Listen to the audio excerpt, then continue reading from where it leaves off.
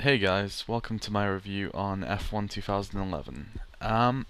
This is the first review I've done for any game really, so I'm just going to take a look at it. It is a racing game, it's more of a simulation racing game.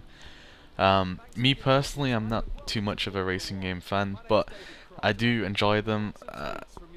I'm more of an arcade kind of racing guy, so I played like, Need for Speed and those types of games, but this game is quite amazing. I'm extremely impressed. At first, when I started playing it, I was like, okay, it's very simulation. It's kind of hard to control, but after a while, it just got extremely good. It's really difficult. That's one of the things I noticed about it. It's so difficult. You start racing, and there'll be a simple little turn ahead, and you'll just think, okay, I'll just slow down like normal games. I'll just take the turn. But there's so much more that you've got to do. You have to angle it right. You've got to get the turn right. You've got to make sure you're going at the right speed. Otherwise, you'll just fall behind. It's quite amazing. So yeah, this is just the intro of the game really that I'm showing at the moment. This is just where you just pick your character name, that kind of stuff. You're basically getting interviewed. And this is just some of the customization that you have available. So you have the helmets. You can pick your own custom helmet. Once you've done that, you basically go on to designing your car, basically, or your Formula One racer. And right now, it's very realistic. So you can choose like which type of tires you'd like for what kind of weather conditions, or which kind of track that you're racing on, and like what the humidity is like, which is quite amazing. And then you have like a lot of information on the actual track itself, what the temperature's like, what the actual distance of the track, and all the like just amazing amounts of detail that you have to take into, and you can study the map that you're about to race on. Now this is some of the customization of the actual car that you have, and I'm not sure if car is the right word for it, but yeah, the race that you have is you can customize little tiny pieces of detail on the actual machine, which I can understand. They're all the exact same, and it's like little things which give you like to be aerodynamic, which may put you ahead of the other person, which is very cool as well. And yeah, you can choose which speed you go at, but obviously these have effects. I'm just messing around here. I'm just choosing different speeds, but yeah, you get the idea of the different kind of speeds that you get for the game. And now, this is where you can choose which engine you use. Obviously, you have different engines with different mixes. I mean, when you use an engine for so long, they have to replace it and repair the old one because it gets overheated and stuff like that. So it's very good. It's the same with the tires. You have to replace the tires mid-race, which is also quite good, and it tells you the condition of the tires.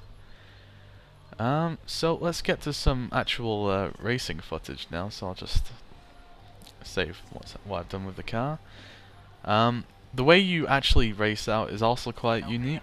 I like the way this is just a test run that I was doing, just because this is the very first time I'm actually racing, and they literally just from when you're customizing the car drive you out onto the track, and you're on this test track which you can just have a few practice laps on, which is really quite amazing. And it's this point when I quite realize the beauty of the game. The graphics itself is really amazing. This is like a pioneer of just fantastic graphics.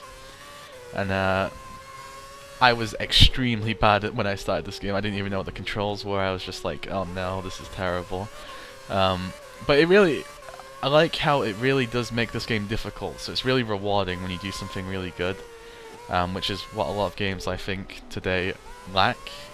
For example, Call of Duty, just campaigns especially, when you play them, it's just not exactly hard, and then it's not really rewarding when you complete it. It's more just, yeah. So this game, I can imagine you spending hundreds of hours and still being nowhere near to being good at the game.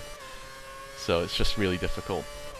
One of the things I like is, I remember playing Forza, you go onto the dirt, like just a tiny bit, and it wouldn't slow you down that much. You could use it to cut corners and maybe take an advantage in a race.